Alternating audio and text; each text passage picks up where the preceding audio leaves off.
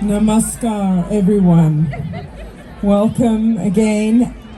I know that there's been a lot going on already, but I will ask as many of you as possible, please can I have a few moments of your attention? Because the heart of today is about yoga, and what we're going to learn about yoga is still carrying on. We have the important institutes of yoga in South Africa that are going to be sharing with you, and I hope that you will give all of us just a moment of your time. So, as the Honorable Consulate said, yoga is for everyone. There is a quote by my guru, B.K.S. Iyengar, where he says this: yoga is for all. And to limit yoga by national or cultural boundaries is a denial of universal consciousness. So, not only is yoga for everyone, but it is for every part of you. Because who can point to where the body ends and the mind begins? Who can point to where the mind ends and the soul begins? We are a whole being, and yoga addresses and benefits our whole being. So even as we practice asanas, we affect all parts of our being. But our body is the most tangible part. It is the most possible to take hold of and start our practice. Now, what makes Iyengar yoga Iyengar yoga? It's the attention to detail, the accuracy, the use of props, which make yoga accessible, that everybody, no matter what your physical state, you can still benefit from the poses. The props also allow us to stay longer in the poses so that we can go deeper than the outer surface and work the inner body, the organic body, the physiological body. So, words only get you that far, and I invite those of you whose attention I have to have a little bit of an experience with me. So the only prop that I'm sure that everybody has is a mat. And in yoga and Iyengar yoga, we always make a plan. Nobody is hopeless, nobody is helpless. So let's see how we can have a little bit of an experience what the help of a prop can do for you. So number one, sitting. So many of you may know that in the Upanishads it says, happy is he who can sit.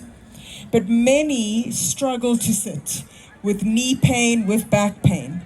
And so this is when we're going to take our first prop. I'm going to ask those of you who are here in front of me to please take your mat and either roll it or to fold it.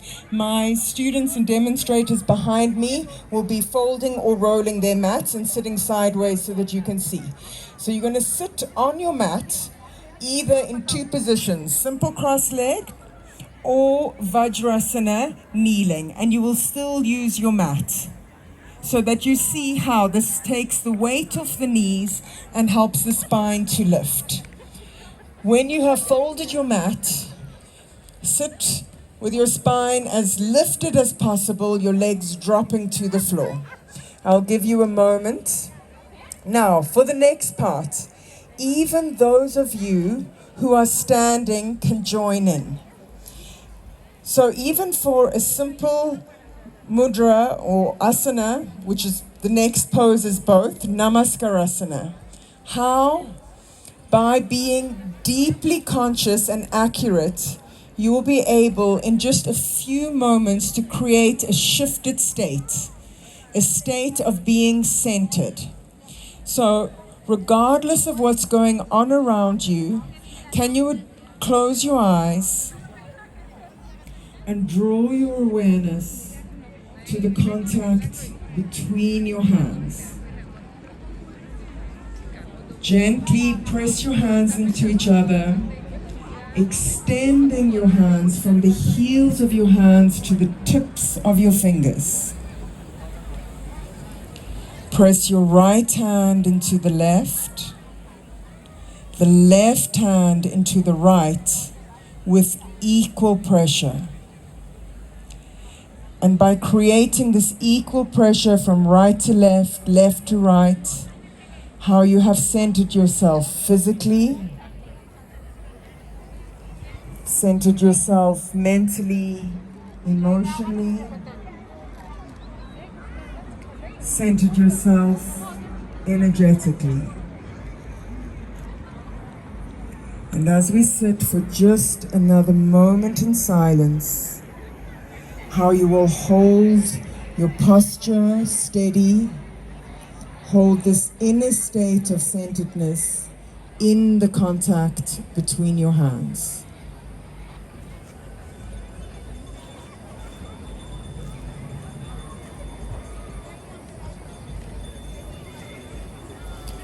And as you exhale, release your hands and slowly open your eyes.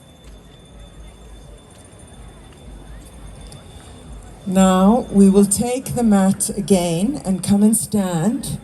Keep your rolled mat, whether it's still in its wrapping or not, doesn't matter. Now another area in which many people struggle, other than the hips and knees, is the shoulders. So when we are asked to stretch our arms up, often people go from their back instead of from their shoulders. So we have parts of our body that are open and are willing, and we have other parts of our body that are resistant. So our work is to create harmony between the different parts and help them to move at the same rhythm.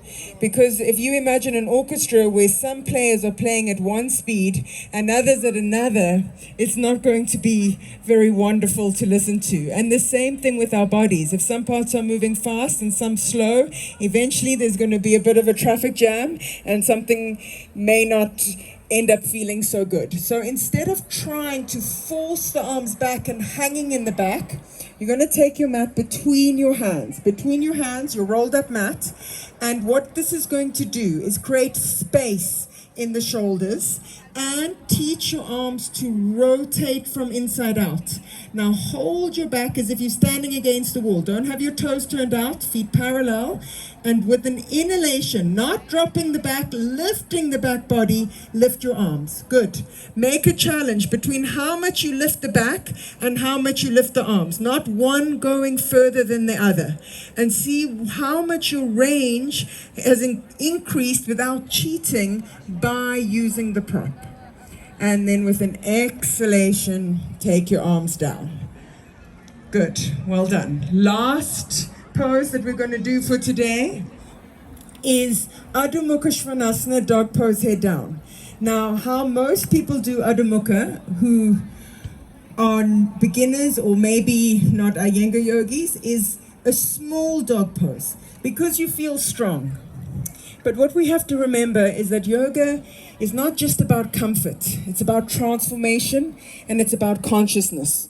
And we need to access the spine for this. And in that case, we need a bigger distance between the hands and the feet. But I want you all to experience this with me. So come onto your mats and do a small Adho Mukha Svanasana. A small dog pose, head down. And I want you to feel your spine. Is it into your body or is it out of your body? Feel the lower back, middle back, top back. Is every section of your spine alive and extending? Now I ask you to take a big step backwards. Push away from your hands. Pull up and back with your legs. Lift the buttocks up, up, up. Feet are hip wide. Have your feet on your mat so you're not slipping. And now feel your spine again. As you breathe, stretch your arms, stretch your legs, and extend your spine deeply. And then exhale and come and sit. Thank you so much, everybody, for your time. Yoga is an infinite subject. So I hope that you got a little bit of a taste of what Iyengar Yoga can offer you. And if you're interested in learning more about BKS Iyengar and his phenomenal life and teachings, and would like to find an Iyengar teacher in your area, our stand is that side of the field with the gray marquee, and we have volunteers there ready to answer all your questions. Again, thank you for your time.